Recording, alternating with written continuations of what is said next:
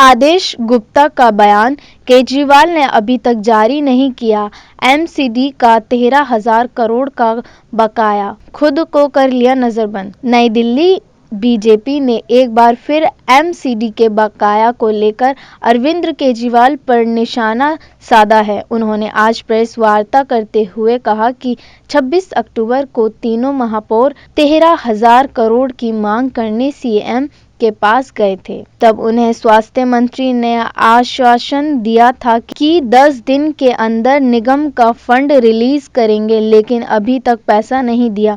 ऐसा न करके केजरीवाल ने दिल्ली की जनता के साथ धोखा किया है। वहीं आज इस मामले में दिल्ली के मुख्यमंत्री अरविंद केजरीवाल के घर के बाहर दिल्ली बीजेपी अध्यक्ष आदेश गुप्ता, सांसद प्रवेश वर्मा और तीनों नगर निगम मेयर धरने पर बैठे थे, लेकिन अरविंद केजरीवाल उनसे मिलने नहीं आए। वहीं आपका कहना था कि गृह मंत्रालय के आदेश पर पुलिस ने दिल्ली नगर निगम के तीनों मेयरों को मुख्यमंत्री के घर के मुख्य गेट के बाहर धरने पर बैठा दिया है और इसका बहाना बनाकर पुलिस ने मुख्यमंत्री के घर के बाहर बैरिकेडिंग कर दी है, जिससे न केजरीवाल से कोई मिलने आ सकता है और न वो कहीं बाहर जा सकते हैं। उधर मुख्यमंत्री अरविंद केजरीवाल की सभी बैठकें भी रद्द हो गई हैं। वहीं आदेश गुप्ता ने कहा कि अरविंद केजरीवाल ने खुद को नजरबंद किया है, दिल्ली पुलिस ने नहीं किया। इस मामले में खुद दिल्ली पुलिस के डीसीपी ने बयान दिया है। वहीं हमारे ऊपर लगाए आरोप गलत हैं।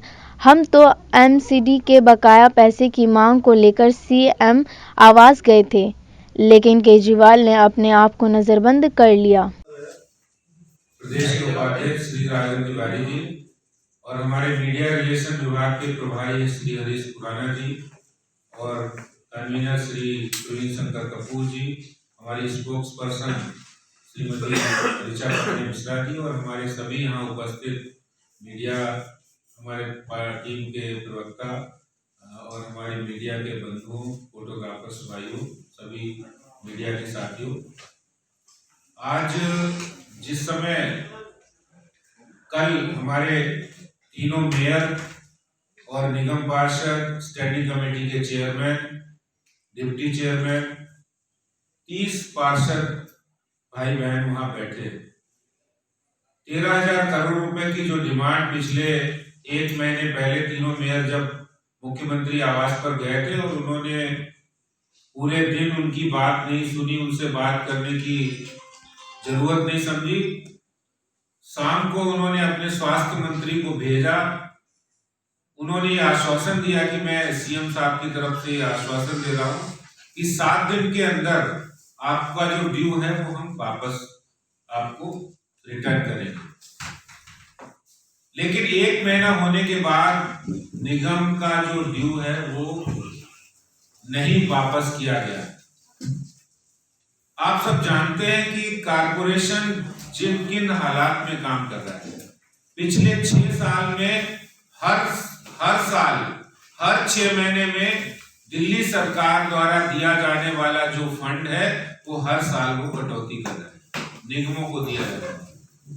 वो चाहे सड़क योजना का फंड हो, वो चाहे सफाई कर्मियों की सैलरी का हो, वो चाहे तो कम्युनिटी सेंटर बनाने का हो, स्लम एरिया में काम करने का हो, हर तरह के फंड को निगम को काटने का काम पिछले 6 सालों से दिल्ली सरकार कर रही है। और हद तो तब हो गई जब इन्होंने ग्लोबल शेयर भी काटना शुरू कर दिया।